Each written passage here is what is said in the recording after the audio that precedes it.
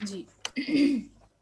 कल हमने टॉपिक पढ़ा था PCR, as its name indicate this is polymerase chain reaction. ठीक है, पॉलीमरेज दिस इज एंजाइम, जैसे कि आपको इसके नाम से कंफर्म हो रहा Yes. है। So this is ASC, this is enzyme, and how what it works done, it is do it's the replication of the DNA, यानी कि एक जीन। ठीक है, यानी कि पॉलीमराइजेशन, आपने ये वर्ड सुना होगा कि एक ही चीज़ की मल्टीपल कॉपीज बनाया जाए, और this is chain reaction means कि एक दफ़ा होके रोक नहीं देता, बल्कि ये रिपीट होता रहता है बार बार बार बार, यहाँ तक के काफ़ी ज़्यादा कॉपीज जनरेट हो जाती हैं। मैं आपको इसका ओवरऑल व्यू दे देती हूँ।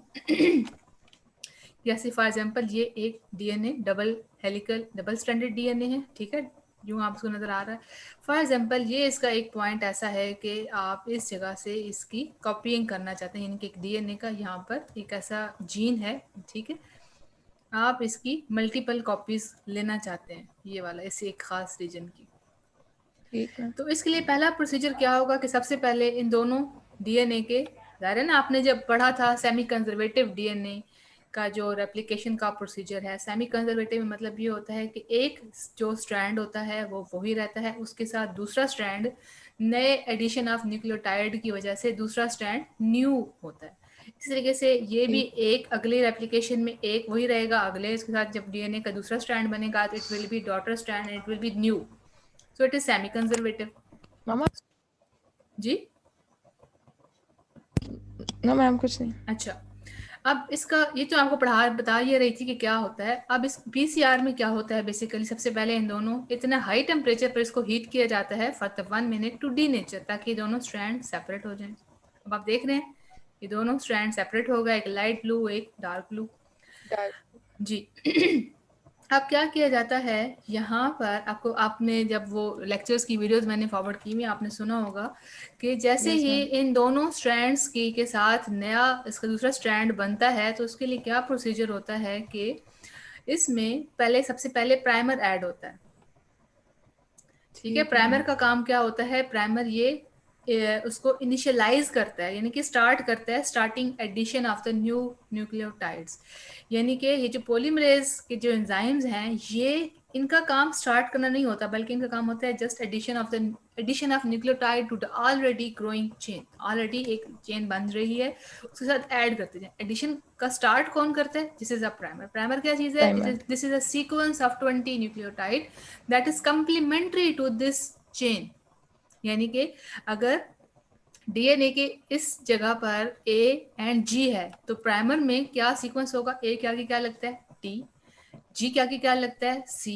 तो जो ठीक। प्राइमर में इस तरीके से ये कंप्लीमेंट्री होगा, और जैसे ही आके अटैच हो जाएगा, तो यहाँ पर जो जो इसके अपने न्यूक्लियोटाइड्स होते हैं, तो उन्हीं के कंप्लीमेंट्री न्यूक्लियोटाइड्स आके अटैच होते जाएंगे, पेयरिंग होती जाएगी, तो यूं सिंगल से डबल बनता जाएगा।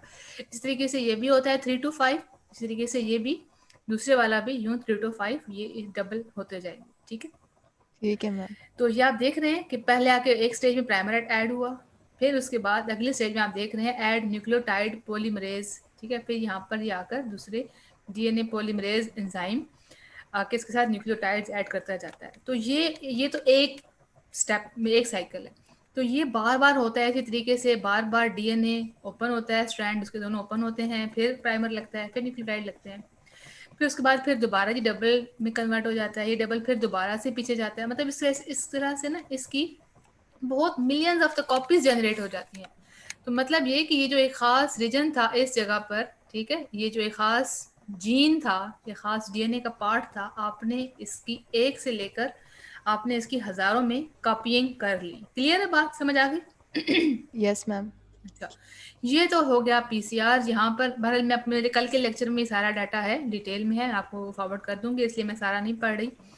ठीक है अच्छा, मैम। यहाँ पर एक और हमने इसका टर्म देखी थी, टैग पॉलीमरेज। DNA पॉलीमरेज का जो दूसरा नाम था, क्योंकि इसको ऐसे बैक्टीरियम से लिया गया, जिस बैक्टीरियम का नाम है थर्मस एक्वाटिकस, और ये हॉट वाटर स्प्रिंग में ये बैक्टीरियम पाया जाता है। और चूंकि ये बैक्टीरियम इतने हाई टेम्परेचर पर एग्जिस्ट कर सकता है, जिसकी वजह से ये टेम्परेचर होता है, एंजाइम जो होता है, it can also bear very high temperature, जितना ज़्यादा हाई टेम्परेचर भी बर्दाश्त कर सकता है। जिसकी वजह से इसका फ़ायदा क्या है कि ये जो एंजाइम होता है, इस एंजाइम को आप जितने भी हाई टेम्परेचर पर चला लें, 98 डिग्री 95 डिग्री, ठीक है, तो ये एंजाइम डैमेज नहीं होता, क्योंकि अगर ओके मैम। ठीक है ना, एंजाइम डैम, क्योंकि इतना हाई टेम्परेचर है आप जब देंगे डीएनए को डीनेचर करने के लिए, और ये टाइम एंजाइम भी उधर ही पड़ा होगा, तो एंजाइम डैमेज भी तो हो सकता है। लेकिन ये एंजाइम एक ऐसे बैक्टीरियम से लिया गया है कि this bacterium lives in the hot spring, यानी कि गर्म पानी के इलाकों में रहता है, ऐसे रीजन में कि जहाँ पानी बहुत शरीर गर्म होता है। तो उस बैक्टीरियम के अंदर के जो एंजाइम है they can also survive very high temperature. So that's why this enzyme don't needs to be replaced, यानी कि अब ये होता है कि आप इसको बार बार ऐड मोर एंजाइम ऐड करने की जरूरत नहीं होती। आज का जो टॉपिक है that is analysing DNA, DNA analyse करना, डीएनए को चेक करना, ठीक है। ठीक है। उसको हम क्या करते हैं, सबसे पहले हम ये डायग्राम देख लें। डीएनए फिंगरप्रिंटिंग बड़ा इंटरेस्टिंग टॉपिक है। आपको ये डीएनए डबल स्ट्रैंडेड डीएनए आपको नजर आ रहा है, ये 3 टाइप्स की ट्यूब्स हैं, ठीक है। ऐसे करते हैं, ये एक पूरी मशीनरी होती है, ठीक है। इसको कहते हैं RFLPS, ठीक है, ये वाला यहाँ से रिस्ट्रिक्शन फ्रेगमेंट लेंथ पोलीमॉर्फिज्म, ये इसमें ये एक हम टर्म पढ़ेंगे, और इसको प्रोसेस को कहते हैं जेल इलेक्ट्रोफोरेसिस।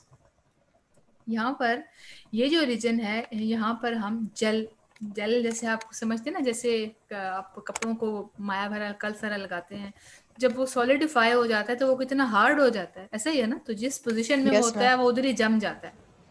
तो एक खास किस्म की हम जेल बनाते हैं लेबोरेटरी में। उस जेल को इस एक ट्रे में डालकर, देखिए आपको यहाँ पर छोटे छोटे ऐसे ना सुराख नजर आ रहे हैं, कोम्ब। तो इसमें हम क्या करते हैं, हम अपने ना जैसे कंघी नहीं होती बालों में डालने वाली, इसी तरीके की एक और जी। प्लास्टिक की कोम्ब होती है, थोड़ा से वो हम इसलिए यहाँ पर रख, जब ये ना जेल अभी लिक्विड स्टेट में होती है तो हम वो कोम्ब इसमें डाल देते हैं। जैसे ही वो कोम्ब ठीक। निकाल देते हैं, ये हार्ड हो जाए, सोलिडिफाई हो जाए जेल, वो कोम्ब निकाल लेते हैं, यहाँ पर वेल ऐसे छोटे छोटे सुराख जनरेट हो जाते हैं, ठीक। अब जैसे ही वो सुराख बन जाते हैं, हम यहाँ पे अपना ये पीसीआर वाला लिक्विड, ठीक है, मोस्टली पीसीआर वाला, या कभी कभी सिंपल डीएनए को बारीक छोटे छोटे हिस्सों में डिवाइड करके काट के हम इन वेल्स में ट्रांसफर कर देते हैं जेल के अंदर। फिर हम इसको इलेक्ट्रिसिटी से जोड़ देते हैं, करंट इसमें से ना पास करते हैं। तो आपको पता है, जब आपने डीएनए के चैप्टर पढ़ा था कि डीएनए के अंदर ये नेगेटिवली चार्ज होता है, DNA due to presence of phosphate groups, ये नेगेटिव चार्ज होता है। तो नेगेटिव चार्ज होने की वजह से ये नेगेटिव से हमारा डीएनए पॉजिटिव इलेक्ट्रोड की साइड पर मूव करना शुरू कर देता है, ये आप देख रहे हैं इस तरीके से। तो जैसे ये नेगेटिव से पॉजिटिव की तरफ मूव करना शुरू कर देता है, तो जहां पर इसका साइज मैच करता है ना डीएनए के बैंड्स का ठीक है, क्योंकि मैंने आपसे ये कहा ना कि हमने यहाँ पर डीएनए को छोटे छोटे बारीक हिस्सों में फ्रेगमेंट्स में डिवाइड करके यूं इस ट्यूब में डाला हुआ है, और इसी छोटे छोटे फ्रेगमेंट्स को फिर आपने इस वेल्स में डाल दिया। जैसे ही आपने इन वेल्स में डाल दिया तो उसको इलेक्ट्रिसिटी से कन्वर्ट किया, से अटैच किया, तो then this DNA moves from the negative side of the gel to the positive side of the electrode. ये देख रहे हैं, ये नेगेटिव से पॉजिटिव की साइड पर मूव करना शुरू कर देता है। Yes move ma'am. मूव करने से क्या होता है कि जो डीएनए के, अब देखें ना, आप इसको कटिंग की, कोई छोटा बैंड बनेगा, कोई बड़ा बनेगा, ठीक। तो क्या होगा कि छोटा या बड़ा वो अपनी साइज के हिसाब से यूं पे, यहाँ पे आप इसको ना ये जाकर वहां पर जाकर रुक जाएगा, जहां इसके साइज का एरिया होल होगा, तो ये यूं रुक जाएगा। तो जो जो बैंड होंगे वो सेपरेट हो जाएंगे एक से दूसरे में। तो सेपरेट करने से हम इसमें आइडेंटिफाई कर सकते हैं एक इंसान का डीएनए दूसरे इंसान से समझ आ गई बात की। फॉर एग्जाम्पल ये एक इंसान का डीएनए था, ये दूसरे इंसान का डीएनए है, ये तीसरे इंसान का डीएनए, तो सारे डीएनए में न्यूक्लियोटाइड्स ही हैं, ठीक है। यस। हर एक न्यूक्लियोटाइड हर एक इंसान का मुख्तलिफ होता है। तो वो डीएनए यस। एक से मुख्तलिफ किस्म के छोटे छोटे पार्ट्स में जब आपने इसको कटिंग करके इन ट्यूब्स में डाला, तो वो जब सेपरेट होंगे, जाहिर है तो वो हर एक की पोजीशन भी डिफरेंट ही होगी। आप जैसे इस डायग्राम यस। में देख रहे हैं, जैसे ये देख लें, ये मदर का है, ठीक है, आपने यूं उसको जेल पे रन किया इस तरीके से। ये फादर का है, और ये चाइल्ड का होता है, जाहिर है आपको पता है चाइल्ड में चूंकि जाइगोट में एग और स्पर्म के मिलने से उसका डीएनए मिक्स होता है from the mother and father, तो उसके डीएनए में कुछ मदर से आए हुए होता है, एक तरह से सारी क्वालिटीज एक फादर से आई हुई, और कुछ चीज़ें थोड़ी सी न्यू भी होती हैं ड्यू टू जो हमारे ये क्रॉस हम देखते होते हैं कि रिकम्बिनेशन बन जाता है या कुछ न्यू क्वालिटीज आती हैं। तो ये यहाँ पर देखें आप, कुछ नया भी है। न्यू सेगमेंट्स भी बनी हुई Yes. हैं। तो यूं इस तरीके से आप इसको देख सकते होते हैं। अगर हम यहाँ पर देखें तो ये एक केस है, ये इसका फ़ायदा जैसे आप कहते हैं ना, अक्सर हम टीवी ड्रामा में भी सुनते होते हैं डीएनए फिंगरप्रिंटिंग करा लें। इससे हमें पता चल जाता है कि अगर एक चाइल्ड, अगर हॉस्पिटल में कोई केस बन गया कि पेटर्निटी का कोई डिस्प्यूट है, कोई तनाज़ा है, कोई लड़ाई झगड़ा है कि नहीं पता चल रहा, तो वहाँ पर मदर और तमाम फैमिलीज़ के मदर और फादर्स का डीएनए लेकर प्लस चाइल्ड से मैच कर लिया जाता है।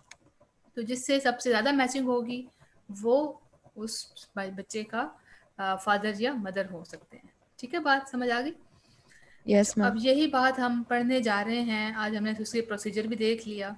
प्रोसीजर मैं आपको रिपीट कर देती हूँ, इस तरीके से ये देख लें। आपने डीएनए मुख्तलिफ़ किस्म के लोगों का, उसको छोटे छोटे हिस्सों में काट के आपने ट्यूब में डाल लिया।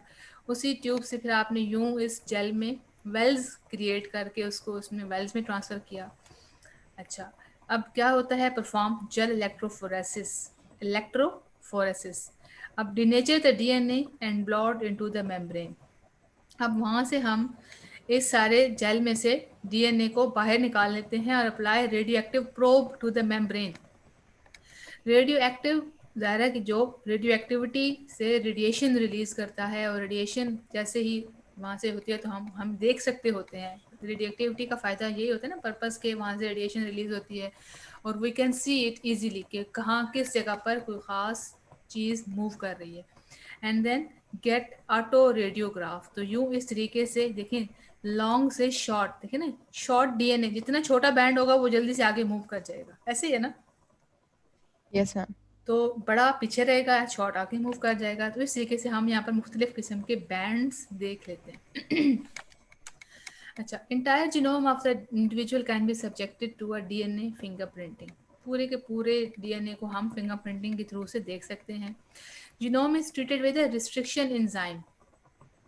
रिस्ट्रिक्शन एंजाइम वो होते हैं कि जो क्या करते हैं, जो कट कर देते हैं मुख्तलिफ जगहों पर डीएनए को, which result in the unique collection of different sized fragment. देखिए ना, आपने कटिंग के लिए एक एंजाइम, रिस्ट्रिक्शन एंजाइम्स का एक दूसरा नाम है मॉलिक्यूलर सीजर्स। मॉलिक्यूलर यानी कि जो मॉलिक्यूलर लेवल पर जाकर कटिंग का काम कर सके, सीजर्स कैंची को कहते हैं।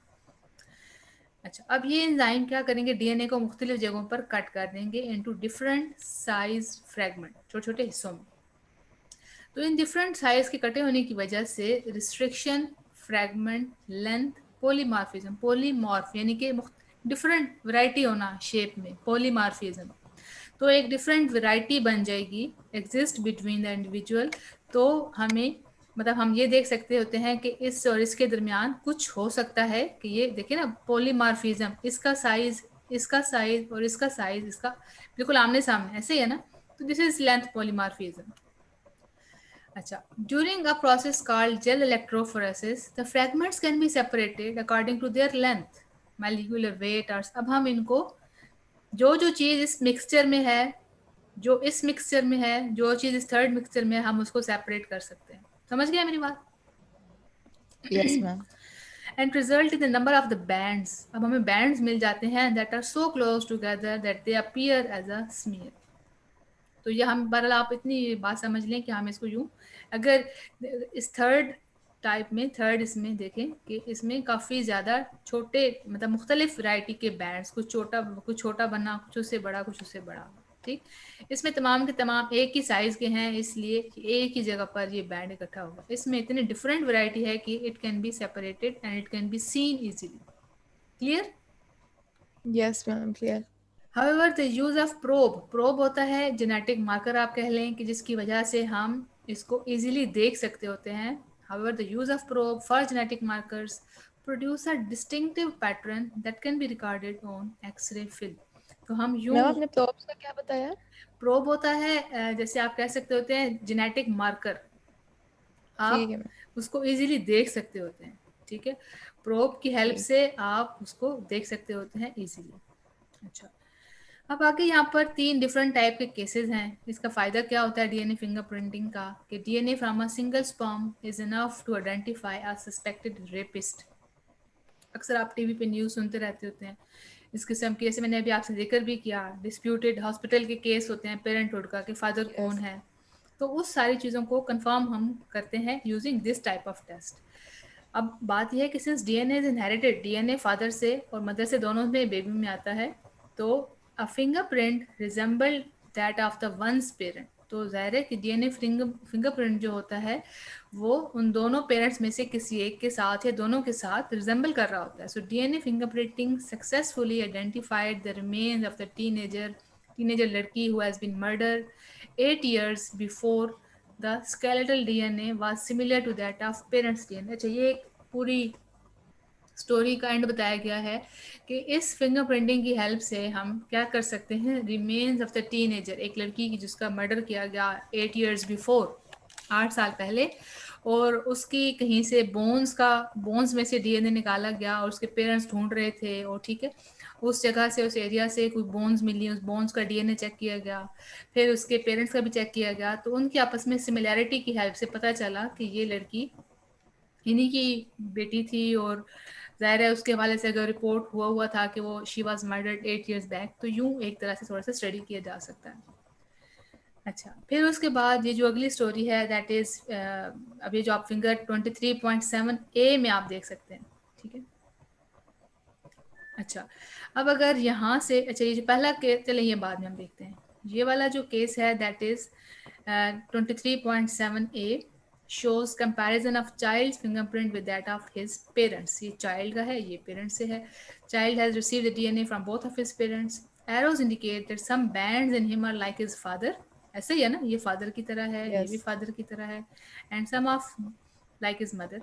Some bands are however unique to him which do not match any of the parents। ज़ाहिर है कि थोड़ी सी जो क्रॉसिंग ओवर की वजह से न्यू कॉम्बिनेशंस भी सामने आते हैं ना इसमें मियोसिस के टाइम पर, ठीक है, सेक्सुअल जब रिप्रोडक्शन हो रही होती है, सो न्यू भी बनते हैं बैंड्स।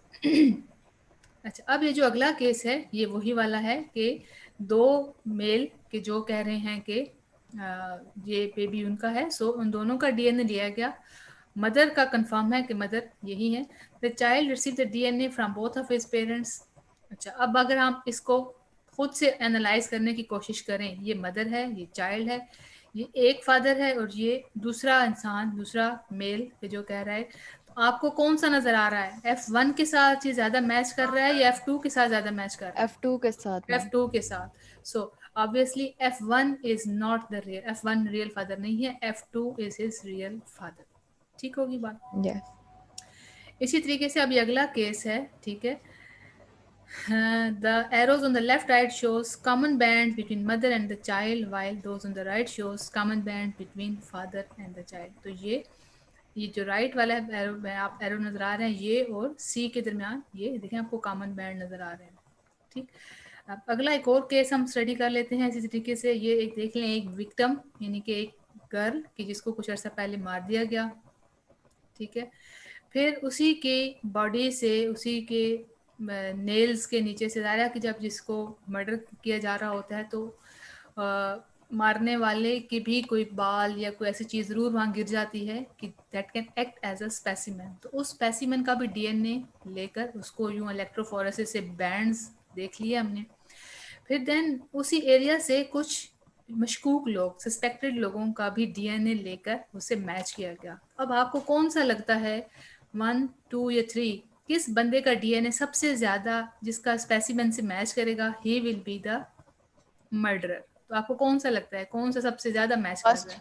फर्स्ट, बिल्कुल ट्रू, ऐसा ही है।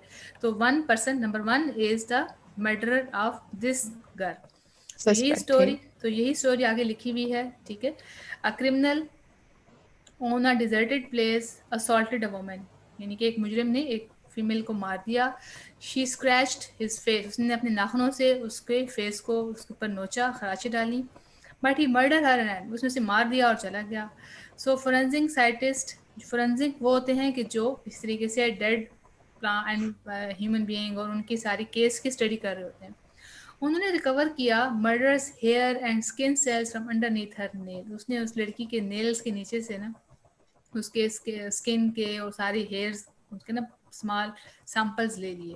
They prepare the DNA fingerprints from the blood of the victim, यानी कि उस लड़की के ब्लड से, from the murderer skin, murderer की जो स्किन और हेयर उनको उस लड़की के नेल्स के नीचे से मिले, एंड फ्रॉम 3 सस्पेक्टेड ब्लड, और उसी इलाके के लोगों के 3 लोगों के मुख्तलिफ सस्पेक्टेड लोगों के ब्लड से सैंपल ले लिया, या उनके ही नेल्स या किसी भी तरीके से उनका भी सैंपल ले लिया। सो फिर आपने कहा कि आप खुद कंपेयर करें। सो आपने सही कहा, suspect 1 has a fingerprint which is similar to the fingerprint from skin cells taken from underneath the nail of the victim. So suspect 2 and 3 are not, पर 2 और 3 वाले जो लोग थे वो मशकूक नहीं थे, 1 वाला वो कंफर्म हो गया। अच्छा, अब पीसीआर एम्पलीफिकेशन एंड एनालिसिस के और फवायद क्या हैं? So it can be use to diagnose viral infection, जैसे आजकल हम ये पीसीआर करवा कर रहे हैं ना कोरोना वायरस के केस में, तो वायरस इन्फेक्शन को कंफर्म करना, जेनेटिक डिसऑर्डर को और कैंसर को। In forensic laboratories to identify criminal, ये तो आपने खुद देख लिया, क्रिमिनल्स को भी आइडेंटिफाई करना, and to determine evolutionary history of human population. इंसान की ज़ाहिर है कि जब आप जनरेशन टू जनरेशन बैक चलते चले जाएं और डीएनए मैच करता जा रहा है किसी हद तक, तो आप पूरे एवोल्यूशनरी हिस्ट्री जनरेट कर सकते हैं। यहाँ पर एक बड़ी इंटरेस्टिंग बात की गई है कि DNA taken from a 76,000 old year mummified human brain, इतने सालों पुराना एक इंसान, और उसके दिमाग में से जब डीएनए लिया गया, ठीक है, तो उसको आप चेक कर सकते हैं, देख सकते हैं, ठीक है। इट इज लंबी पॉसिबल बात टू समझ। It is possible to sequence the DNA, यानी कि अगर आपको डीएनए मिल जाए तो उसको सीक्वेंस किया जा सकता है इतने पुराने इंसान का, 76,000 ईयर्स ओल्ड। देखिए वैसे तो इंसान मर जी। जाते हैं ना, लेकिन उसको अगर जैसे उसको एक उसकी डेड बॉडी को प्रिजर्व किया जाए, ममीफाई कर दिया जाए, ठीक है, तो मैम प्रिजर्वेशन। आपकी आवाज नहीं। अच्छा चलें, और इसी तरीके से कुछ 17 to 20 million years old plant के फॉसिल्स को भी चेक किया जा सकता है।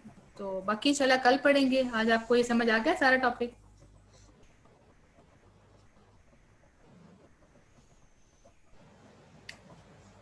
जी, चलें ठीक है, ओके, अल्लाह हाफिज़।